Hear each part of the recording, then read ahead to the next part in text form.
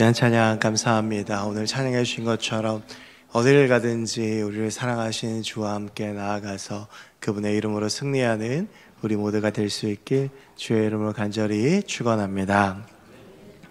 저는 딱히 취미라고 부를 만한 게 별로 없습니다. 운동신경이 그렇게 좋지 않아서 운동을 즐겨 하는 것도 아니고, 그리고 음악적인 재능이 뛰어나서 음악적인 것을 취미로 삼기에도 부족합니다. 제 유일한 취미는 유일한 취미라고 할 수 있는 것은 이제 영화를 보는 건데, 근데 이제 영화를 보는 것도 영화관 가서 보는 건 시간이나 또 여러 가지가 좀 제한이 돼서 취미라고 하기에 무색하게 제가 한번 고민해 봤어요. 내가 마지막으로 영화관에서 본 영화가 뭘까 생각을 해보니까 겨울왕국 2편이더라고요. 그래서 굉장히 오래전에 봤던 기억이 나는데요. 근데 이제 이 영화를 보러 가고 그러기가 좀 힘드니까, 근데 요즘은 이제 넷플릭스나 이런 것들 케이블 TV가 나오니까 이제 그런 TV나 이 태블릿 PC로 영화 같은 거를 주로 보곤 합니다. 그런데 이제 이 영화 한 편이 보통 1시간 반에서 2시간 정도 하는데요. 근데 그 한 편을 온전히 보려면 많은 시간과 집중력이 필요합니다.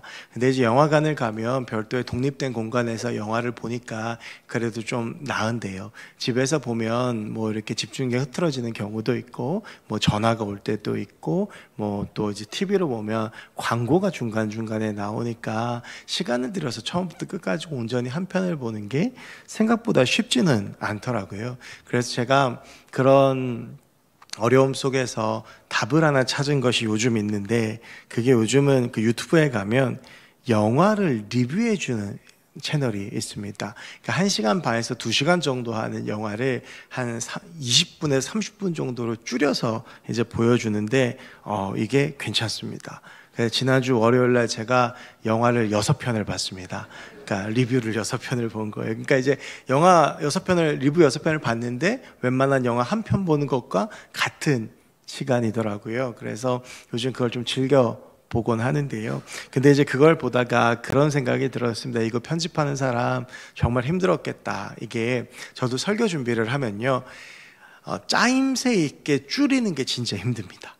그러니까 이제 분량을 정해놓고 여기서 이제 핵심이나 의미를 훼손하지 않고 분량을 줄인다라고 하는 게 사실은 저의 가장 큰 숙제이기도 하거든요. 그런데 1시간 반짜리, 2시간짜리 영화를 20분으로 줄이는 게 얼마나 힘들겠습니까? 그러니까 좋은 영화 리뷰 채널은 시간을 좀 짧게 하면서도 핵심을 잘 담고 있는 채널 인 것 같습니다. 그래서 줄이더라도 이제 그 핵심적인 부분들을 놓치면 안 되고, 그 핵심을 잘 파악할 수 있게 요약하는 것이 중요한 것이겠죠. 저는 오늘 본문을 읽고 묵상하면서 제가 이렇게 즐겨보는 좋은 영화 리뷰 채널이 떠올랐습니다. 그것이요, 이제 오늘 본문은 예로부터 그리스도 찬가라고 불리던 본문입니다. 이 본문에 대해서는 여러 가지 학설들이 존재합니다. 바울 전부터 교회 전승으로 내려오던 찬양시였다라고 하는 학설도 있고, 바울이 그의 뛰어난 문해력으로 쓴 시이다라고 하는 학설도 존재를 합니다. 이제 정확하게 이게 누가 지었고 어디서 왔는지를 규정할 수는 없지만, 중요한 것은 그렇게 논의가 될 정도로 이 본문은 굉장히 중요한 본문이다라고 하는 것이죠. 여러분, 제가 아까 전에 1시간 반에서 2시간짜리 영화를 한 20분으로 줄이는 것이 참 어려운 일이다라고 말씀을 드렸는데요. 오늘 이 본문은요, 예수 그리스도라고 하는 우리의 신앙의 대상이요, 우리에게 있어서 가장 중요한 그 분이 어떤 분이신지를 가장 핵심적으로 요약하고 있는 말씀입니다. 그래서 오늘 빌립보서 2장 5절부터 11절까지의 말씀은요, 빌립보서 전체의 요약이면서 성경 전체의 요약이라고 해도 과언이 아닌 굉장히 중요한 본문이다라고 하는 것이죠. 제가 빌립보서 강의를 준비를 하면서 이제 제 마음에 가장 부담이 됐던 것이 무엇이었냐면 오늘 본문을 푸는 것이었습니다. 가끔 성경 중에는 그런 본문이 있습니다. 굳이 설교자가 보태지 않아도 그 본문 자체가 은혜가 되는 본문이 있죠. 예를 들면 시편 23편이 그런 본문입니다. 시편 23편까지 읽는 것만 해도 큰 은혜가 되고요. 가끔 제가 여기 앉아가지고 찬양을 듣다 보면 그런 생각이 들 때가 있습니다. 오늘 찬양도 참 너무나도 훌륭하고 멋지고 은혜로워서 그런 생각이 들었는데, 그냥 굳이 설교하지 않고 이 찬양으로 끝내는 게 훨씬 더 낫겠다. 이 찬양으로 받은 은혜와 감동을 가지고 삶의 자유로 돌아가는 게 더 좋지 않을까라는 생각을 이 뒤에 살 때가 아주 자주 있습니다. 여러분, 오늘 본문은요, 그런 생각을 설교자에게 가지게 하는 본문입니다. 굳이 내 말을 보태지 않더라도 이 자체가 매우 훌륭하고 은혜로운 본문이다라고 하는 뜻이죠. 여러분, 우리가 오늘 이 본문은요, 예수 그리스도에 대해서, 복음에 대해서 그 핵심을 아주 잘 요약하고 있는 책이라 제가 빌립보서 강해를 준비하면서 가장 큰 마음의 부담이 되었던 본문이고, 그래서 부족하지만 지난 일주일 동안 좀 씨름을 하면서 준비를 해보았습니다. 그래서 부족하겠지만 오늘 이 말씀을 나누면서 예수 그리스도에 대해서 조금 더 깊게 묵상하고 은혜를 나눌 수 있는 시간이 되었으면 좋겠습니다. 여러분이 5절 말씀을 보면 이 5절이 이렇게 되어져 있어요. 너희 안에 이 마음을 품으라, 곧 그리스도 예수의 마음이니. 여러분, 이 5절이 두 가지로 되어져 있습니다. 하나는 너희 안에 이 마음을 품으라 라고 하는 바울의 권면이 나오고요, 그리고 나서 그 마음이 어떤 마음인지를 부가적으로 설명해 주는 그 다음 해설 구절이 나와요. 그래서 너희 안에 이 마음을 품으라, 곧 그리스도 예수의 마음이다 라고 하는데, 우리가 오늘 여기서 한 가지 주목해 볼 것은 너희라고 하는 복수형으로 바울이 사용했다라고 하는 것이죠. 그래서 우리가 자칫 이것을 그냥 빌립보 교회 공동체에 주는 말씀이구나 라고 해석하기 쉽지만, 그런데 이 말의 전제는 무엇이냐 하면, 우리가 모두 다 이 마음을 품을 때에 그 사람들이 모인 교회가 이 마음을 동일하게 품을 수 있다라고 하는 마음입니다. 그러니까 바울의 말 이런 것이에요. 너희가 이 마음을 품고, 그리고 그 마음을 품고 이러한 공동체를 만들어야 된다라고 하는 것이죠. 여러분이 수레바퀴가요, 옛날 수레바퀴들을 보면 어떻게 되어져 있냐면 바퀴살들이 있습니다. 여러분, 근데 그 바퀴살들은요 만나지 못합니다. 그 바퀴살들이 만나면 어떻게 됩니까? 바퀴가 망가지는 거예요. 그런데 이 바퀴살들이 유일하게 만나는 한 장소가 있는데, 거기가 어디냐 하면 중심이죠. 이 바퀴살들은 다 중심으로 향해져 있고, 그 중심에 바퀴살들이 모일 때에 이 바퀴가 잘 굴러갈 수 있는 겁니다. 여러분, 이 말이 남겨져 있는 의미가 이것인데요, 우리가 중심에 함께 그 마음을 합할 때에 우리의 공동체도 잘 굴러갈 수 있고 우리가 아름다운 공동체가 될 수 있다라고 하는 것인데, 그 중심이 무엇이냐면 그리스도 예수의 마음이다라고 하는 겁니다. 그렇다면 중요한 것은 그것이겠죠. 그리스도 예수의 마음은 어떤 것이겠는가? 우리가 지난 1절부터 4절까지 지난주의 말씀을 한번 떠올려 보면 이 그리스도의 예수의 마음은 겸손이다라고 하는 것을 잘 알 수가 있습니다. 그리고 오늘 본문은 그 그리스도의 마음, 그 겸손이 무엇인지에 대해서 잘 설명을 해주고 있는데요, 6절부터 8절까지가 이렇게 되어져 있죠. 6절입니다. 그는 근본 하나님의 본체시나 하나님과 동등됨을 취할 것으로 여기지 아니하시고. 여러분, 여기서 이제 중요한 말은 이거예요. 그는 근본 하나님의 본체라는 말이 나옵니다. 여러분, 예수 그리스도께서 하나님의 본체라고 하시는데 이게 어떤 의미냐면, 여기서 이 본체라고 하는 말의 헬라가 모르페라고 하는 말입니다. 여러분, 근데 이 모르페라고 하는 말을 조금 더 우리가 잘 번역을 하면 본체라고 하는 말보다 본질이라고 하는 말이 더 어울립니다. 여러분, 그래서 그는 근본 하나님의 본체라고 하는 말은 예수 그리스도께서는 본질상 하나님이시다라고 하는 겁니다. 여러분, 이게 이제 우리가 삼위일체를 잘 이해해야 되는데요, 삼위일체는 계급적인 구조로 되어져 있지 않습니다. 질서 있는 사랑의 공동체입니다. 그래서 성부 하나님, 성자 예수님, 성령 하나님으로 삼위일체 하나님이 이루어져 있는데, 성부 하나님도 하나님이시고 성자 예수님도 하나님이시고 성령님도 하나님이시다라고 하는 거예요. 여러분, 그래서 예수 그리스도께서는 그분도 하나님이시다라고 하는 겁니다. 여러분, 그렇다면 이 말은 바꿔 쉽게 말하면 무슨 말이냐 하면, 하나님, 이 세상을 지으시고 통치하시고 다스리시는 하나님이 누릴 수 있는 지위, 특권, 능력을 가지고 계시다라고 하는 것이죠. 여러분, 그런데 이 땅에서의 예수님의 모습을 보면 이 주장에 동의하기가 쉽지 않습니다. 왜냐하면 여러분, 예수님께서 많은 기적을 베풀어 주셨지요. 예수님께서 눈먼 자의 눈도 뜨게 하시고 앉은 뱅이도 일으키시고 죽은 자도 살리셨습니다. 그런데 예수님께서 그 기적들을 베푸실 때 꼭 하셨던 것이 무엇이냐 하면 성부 하나님을 의지하셨습니다. 그러니까 기도로, 말씀으로 일으키셨던 것이죠.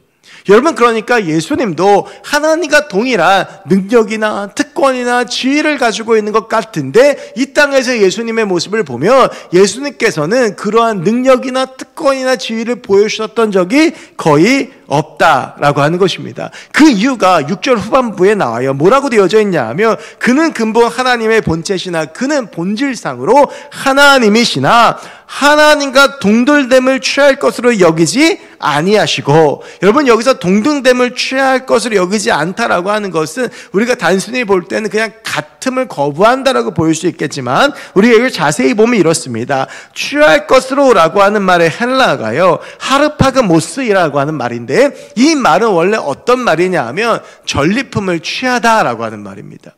여러분, 우리가 이제 뭐 전쟁을 해보거나 전쟁에 익숙하진 않기 때문에 이 말이 마음에 와닿지 않을 수도 있지만, 고대 사회, 특별히 로마 시대는 전쟁이 많았잖아요. 여러분, 근데 이 전쟁을 할 때에는 전쟁은 반드시 이기는 쪽과 지는 쪽으로 나누어집니다. 그런데 이 이기는 쪽에게 주어지는 권리가 하나 있어요. 그 권리가 뭐냐면 전리품을 취하는 겁니다. 그러니까 이게 당연한 권리인 거예요. 우리가 전쟁을 해서 이겼어요. 그럼 배상금을 물릴 수도 있고, 거기서 얻는 전리품을 가지고 이걸 가지고 전쟁에 참여한 군인들에게 나누어 주는 것이 당연한 것이죠. 여러분, 그러니까 전리품은 무엇입니까? 전리품을 취한다라고 하는 것은 어떤 의미냐 하면 그것을 얻는 것이 당연하다라고 하는 겁니다. 여러분, 그래서 6절의 말씀을, 이 관점을 풀면 이것입니다. 예수 그리스도께서는 본질상 하나님이신 것이 당연한 거예요. 그러니까 그분에게 어떤 하나님으로서의 특권, 지위, 능력, 이게 당연한 것이다 라고 하는 것인데, 우리 예수님께서는 그 당연한 것을 취하지 않으셨다라고 하는 겁니다. 그러면서 우리 주님께서는 뭘 취하시냐면 7절에 보면 오히려 자기를 비우셨다라고 되어져 있어요. 이 비우다라고 하는 말의 헬라어가 케노우인데, 이 말은 힘을 뺏기다, 격하시키다라는 의미가 있습니다. 즉 이런 것입니다. 예수님은 하나님으로서 누릴 수 있는 당연한 능력과 권세와 지위, 그 하늘 보좌가 있으셨지만 그 모든 것들을 다 버리시고 힘을 빼앗기시고 격하되셔서 인간이 되셨다라고 하는 것입니다. 그러면서 예수님께서 종의 형체를 가진 사람이 되셨다라고 7절에 나오게 되죠. 여러분이 종이라고 하는 말이, 우리가 빌립보서 1장을 시작할 때 나누었지만, 이 바울이요, 이 빌립보서에게 나는 예수 그리스도의 종이다라고 이제 자기를 소개하죠. 여러분, 이 종은요, 헬라어로 둘로스입니다. 둘로스는 우리가 이제 좋게 좀 유연하게 번역을 해서 종이라고 하지만, 원래 제대로 된 번역은 노예입니다. 제가 이제 이 설교 준비를 하다가 어떤 여러 책들을 보다가 이 노예에 대해서 아주 잘 설명하고 있는 책의 한 문구를 봤어요. 이 노예라는 것에 대해서, 이 노예라는 신분에 대해서 그 책에서 이렇게 설명을 합니다. 노예가 된다는 것은 사회적 살인을 의미한다. 이 말은 뭐예요? 노예는 사람으로서의 대우를 받지 못한다라고 하는 겁니다. 이게 노예들의 상황인 거예요. 여러분, 그런 사회에서 스스로 노예가 되는 것을 자청하는 것이 가능하겠습니까? 우리라면 그럴 수 있겠습니까?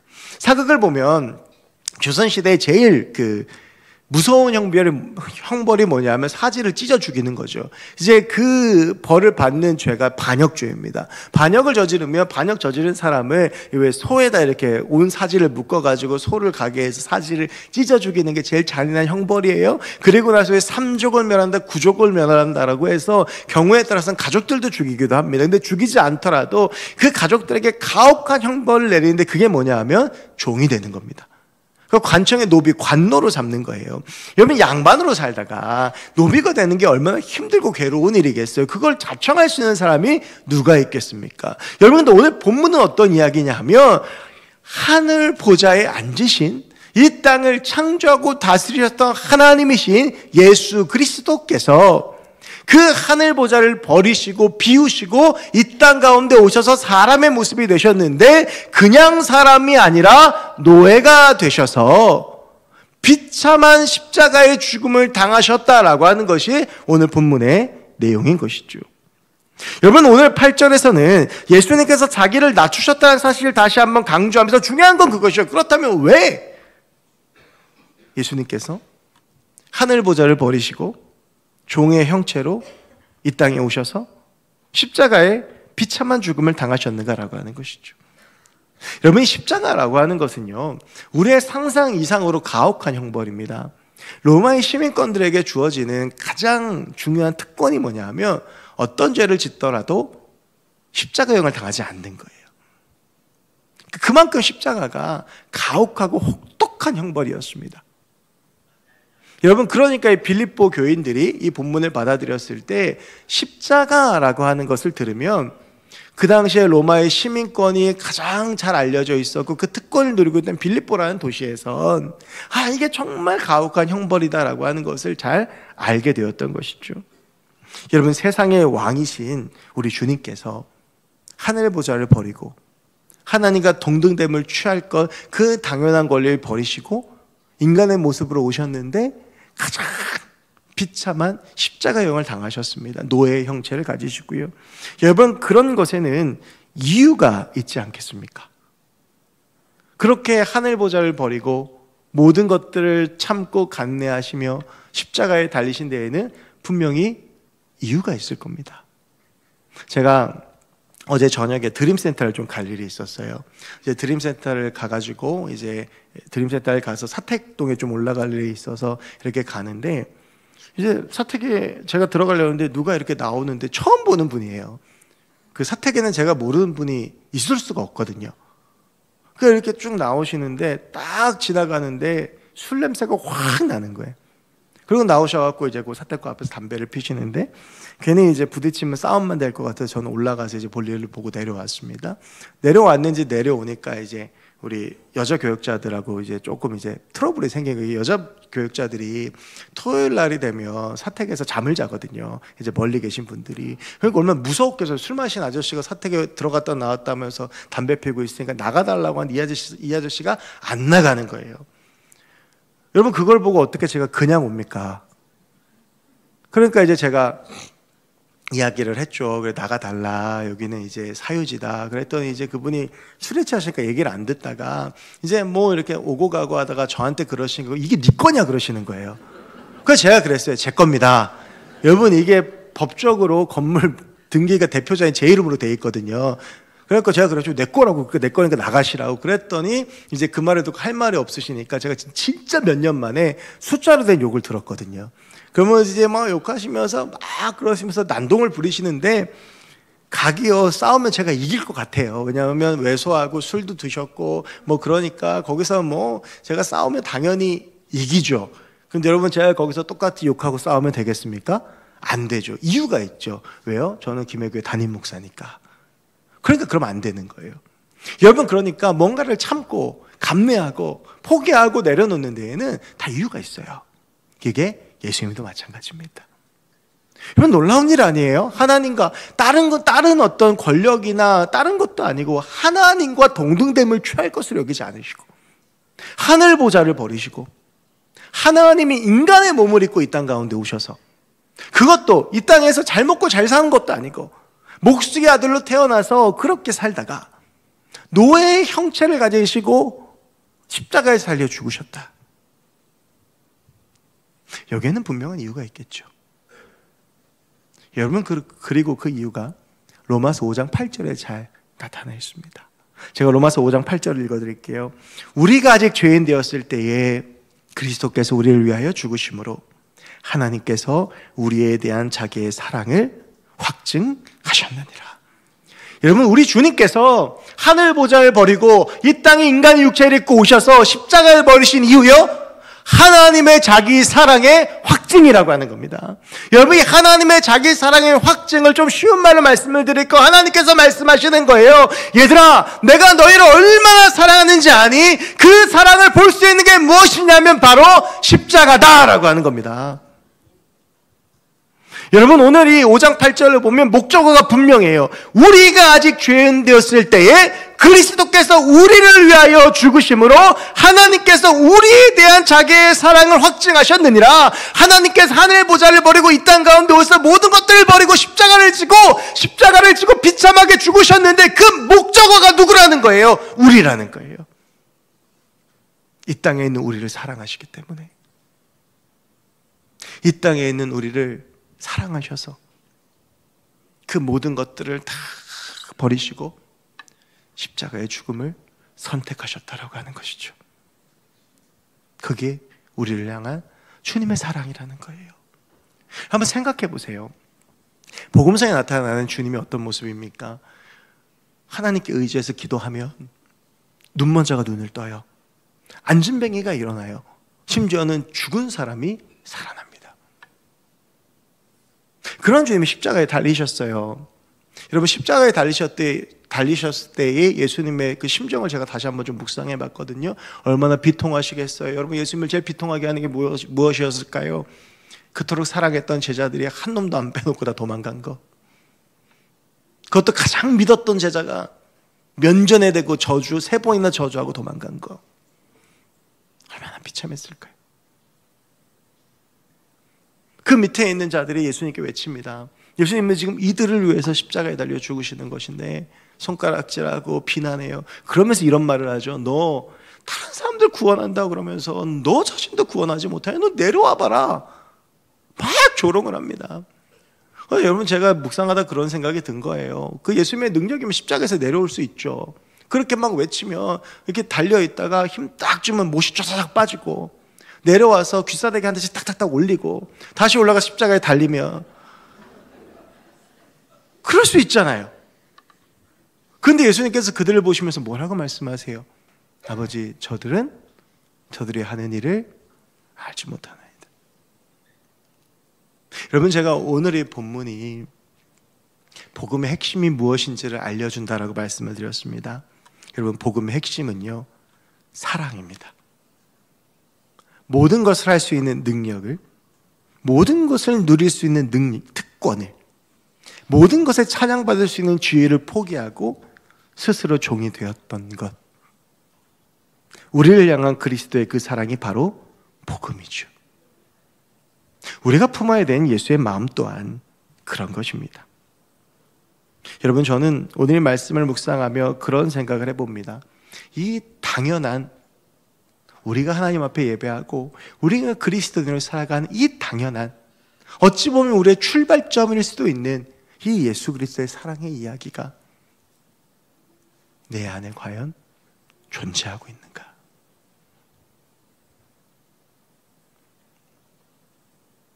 바쁘다는 이유로 예수 그리스도의 십자가를 잊어버리고, 익숙하다는 이유로 허울만 남아버리고, 시간이 지나며 예수의 십자가는 사라지고 나만 남아있는 모습, 십자가를 떠나서 내 멋대로 살아가고 있는 모습, 내 삶에는 그 어디에서도 예수를 발견할 수 없는 모습, 그게 우리의 모습은 아닐까. 여러분, 제가요, 이 본문을 읽으면서 생겼던 가장 큰 궁금증이 그거였어요. 왜 바울은 이야기를 빌립보 교인들에게 할까? 왜 바울은 이 복음의 핵심을 빌립보 교인들에게 말하고 있을까? 빌립보 교회는 유럽 땅에 세워진 첫 교회이고, 우리가 지난주에 나누었지만 바울이 참 사랑했던 교회, 훌륭한 교회였어요. 여러분, 그런데 이 빌립보 교인들이 처해 있는 상황을 한번 생각해 보시겠습니까? 빌립보라고 하는 도시는 헬라 시대 때부터 왕의 도시입니다. 그 어느 도시보다 왕에 대한 충성심이 강했고, 로마 시대에 이르러서 황제 숭배가 그 어느 도시보다 강했던 게 빌립보예요. 로마의 시민권자들에 대한 특권을 딴 데보다 더 많이 부여했고, 그래서 로마의 시민권자들이 득세하는 곳에서 그리스도인으로 살아간다라고 하는 것, 결코 쉽지 않은 일이죠. 바울은 그런 빌립보 교인들에게 이야기합니다. 너희 그러한 삶 속에서, 그러한 세상 속에서 그리스도 예수의 마음을 품으라. 그게 너희가 이기는 것이다. 여러분, 교회 안에 여러 가지 문제들이 있어요. 빌립보 안에, 빌립보 4장에 보면 유오디아와 순두개가 서로 여성 리더인데 싸우기도 하고요. 그런 빌립보 교회를 향해서 바울이 이야기하는 거예요. 너희가 겪고 있는 모든 문제들, 공동체든 너희 개인이든 모든 삶의 문제를 해결하는 방법이 단 하나 있는데, 그게 그리스도의 마음을 품는 것이다. 십자가에 달린 예수 그리스도를 기억하라는 것입니다. 여러분, 우리 안에 지난 일주일간의 삶을 돌아보면 얼마나 십자가에 달린 예수 그리스도를 향한 마음이 있었습니까? 우리가 얼마나 예수 안에 있었고, 얼마나 십자가를 바라보았고, 얼마나 그 사랑을 기억했으며, 얼마나 그 사랑 안에 거했으며, 얼마나 우리가 그 사랑을 붙잡고 살았습니까? 예수 그리스도의 십자가는 아무런 상관없이 그 사랑은 다 잊어버리고 내 멋대로 살다가 혹시 예배당에 나와 있지는 않습니까? 그렇다면 그런 우리에게 바울이 이야기하는 것이죠. 너희 안에 이 마음을 품으라. 여러분, 세상의 왕이 종이 된다라고 하는 것이 상식적으로 말이 됩니까? 아니, 그러면 십자가에서 달려 죽은 것이 복음의 핵심이고 그걸 붙잡아야 한다면 거기에 무슨 승리가 있겠습니까? 이런 우리가 질문을 할 수 있죠. 여러분, 빌립보서 2장 9절부터 10절까지를 보면 여기에 대해서 이렇게 바울이 이야기를 합니다. 여기에는 앞선 6절부터 8절까지가 복음의 핵심을 말하고 있었다면 9절부터 11절까지는 복음의 신비를 말합니다.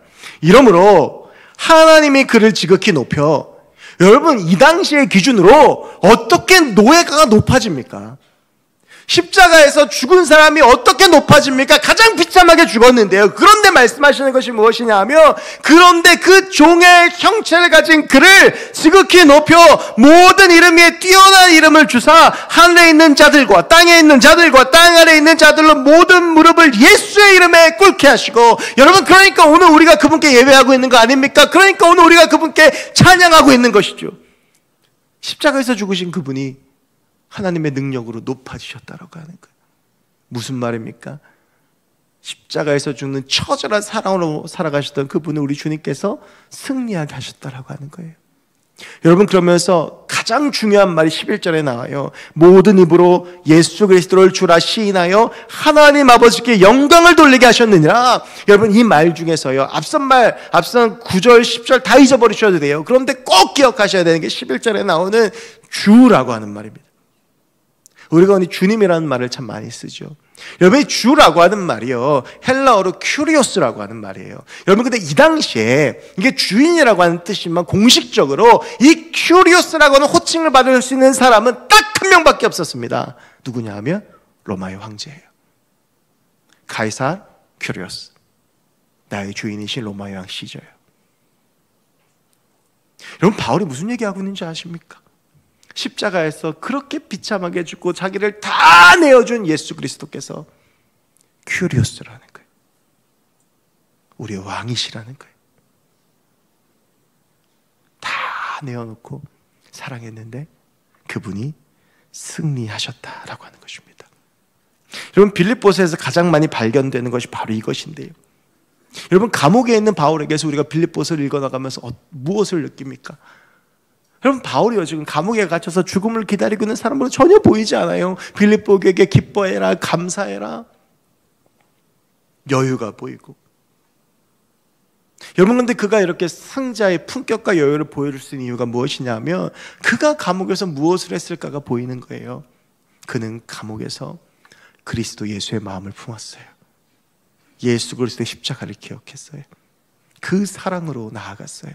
여러분, 그랬더니 1장 12절 13절의 말씀처럼 시위대 9,000명이 바울을 보면서 감동하고 바울이 전한 그 죄수가 전한 복음으로 변화되어지고 놀라운 역사가 나타나지 않습니까? 여러분, 십자가의 사랑은 승리입니다. 그리고 우리가 그 십자가의 사랑을 붙잡고 나아가면 주님은 우리를 승리하게 하십니다. 우리가 높은 것을 얻고 많은 것을 누리고 많은 것을 가졌다고 이기는 것이 아니라 우리가 예수 그리스도의 십자가의 사랑을 붙잡고 그분과 같이 낮아지고 비우고 케노시스가 되면 그때 큐리오스가 되는 역사가 일어나는 것이죠. 여러분, 이제 오후에 태국에서 선교하신 우리 선교사님께서 선교 보고를 하시는 시간이 있습니다. 이제 인도에서 10년을 계셨고 지금 태국에서 선교하신 지가 3년 정도가 되셨어요. 이제 어제 좀 일찍 내려오셔가지고 만나서 저녁 식사를 같이 하는데 이제 늘 제가 어려운 건 아닌데 늘 표정이 좋아요. 그래서 어제 이제 같이 식사하고 이야기하다가 이제 그런 이야기를 했거든요. 자기는 태국에 와서 너무 좋대요. 물론 아직도 인도에 대한 마음을 늘 품고 있지만, 근데 제가 어떻게 사는지 알거든요. 얼마나 힘들고 어렵게 사는지. 인도에 사는 동안은 10년 동안 집에 화장지를 안 썼습니다. 너무 비싸서. 그래서 누가 손님 올 때 화장지를 내놓고 화장실이든 어디든 화장지를 안 썼어요. 그럼 뭐 태국으로 갔다고 해서 뭐 드라마틱한 반전이 일어났겠습니까? 아니, 근데 태국에 사는 게 너무 좋다는 거예요. 그래서 내가 왜 그러냐고 그랬더니 태국은 전도를 해도 안 맞는데요. 이게 무슨 말이냐면, 인도에서 이분이 빈민촌에서 주로 사역을 했거든요. 그래서 저도 이제 조금씩 돕고 했었는데, 특히 코로나 때 마스크도 갖다 주고 막 어려움도 돕고 했어요. 그런데 거기서 복음을 전하다 많이 맞았다는 거예요. 이제 복음을 전하기 전까지 뭐 좋은 것 갖다 주고 얘기해 주면 너무 친하게 좋다가 예수 얘기만 꺼내면 사람들의 눈빛이 변한대요. 그리고 나서 우리 그 선교사님 등치도 좋고 좀 험악하게 생겼거든요. 혼자가 안 되겠으니까 사람들을 좀 불러온대요. 그러면 이렇게 뺑 둘러싸고 있어요. 그러면 이제 생각을 하는데, 그래봤자 우리나라 중학교 정도밖에 안 되는 그런 체격으로 5-6명이 둘러싸고 있으면 속으로 계산을 했대요. 싸우면 내가 이길 수 있다. 6대1이어도. 그런데 그때 마음속에 있는 갈등이 뭐냐 하면, 내가 얘들을 때려 눕힐까 아니면 그냥 맞을까래요. 때려 눕히면 이기는 것처럼 보이잖아요. 그런데 그걸로 그 마을에서의 사역은 끝나는 거예요. 그래서요, 그런 경우가 되면 늘 그냥 말없이 맞았답니다. 여러분, 근데 이해가 안 되죠. 내가 이길 수 있거든요. 내가 할 수 있거든요. 근데 왜 그런 거예요? 사랑하기 때문에 그런 거죠. 그리고 여러분, 우리가 알잖아요. 무엇이 이긴 겁니까? 여러분, 이게 십자가의 은혜이고 십자가의 신비입니다. 이러한 십자가를 핵심적으로 보여주고, 우리나라에 속담이 있어요. 지는 게 이기는 거다. 예수님께서 보여주셨던 삶의 모습이 바로 그런 것이죠. 여러분, 승리는 높은 데 올라가는 데 있지 않습니다. 많은 것들 누리는 데 있지 않습니다. 많은 힘을 가지는 데 있지 않습니다. 기독교의 놀라운 신비는 무엇이냐 하면, 낮아지고 비우고 버리고 희생하고 약해질수록 우리는 이길 수 있게 된다라고 하는 것입니다. 왜냐하면 우리가 이기는 것이 아니라 십자가의 예수를 높이신 그분께서 우리를 이기게 하시는 겁니다. 여러분, 우리가 그 십자가의 사랑을 기억했으면 좋겠습니다. 바쁘다는 이유로, 익숙하다는 핑계로 날마다 그 사랑을 떠나지만 여전히 우리에게 그 사랑을 부어주고 계시는 그 주님을 기억하면서 우리가 십자가의 사랑 붙잡고 나아가면 하나님께서 우리를 이기게 하실 줄로 믿습니다. 십자가의 그 사랑을 의지하며 나아가면 십자가에 달리신 그 예수의 놀라운 사랑과 그 십자가에서 이기시는 하나님의 그 놀라운 승리가 우리의 삶 가운데 나타나게 될 줄로 믿습니다. 십자가의 사랑을 마음에 새기고 날 위해 하늘 보좌를 버리신 그 예수 그리스도의 은혜를 마음에 품고 그 십자가의 은혜로 살아가 하나님의 능력으로 승리하는 우리 모두가 될 수 있길 주의 이름을 간절히 축원합니다. 기도하겠습니다. 하나님, 감사합니다. 오늘 이 복음의 핵심과 복음의 신비에 대해서 함께 부족하지만 말씀을 나누었습니다. 우리 안에 십자가의 그 사랑이 마음에 새겨지게 하시고 그 십자가의 사랑으로 나아가 진정한 승리를 하며 사는 우리 모두가 될 수 있도록 우리 주님 도와 주시옵소서. 감사드리며 모든 말씀 예수 그리스도의 이름으로 기도하옵나이다. 아멘.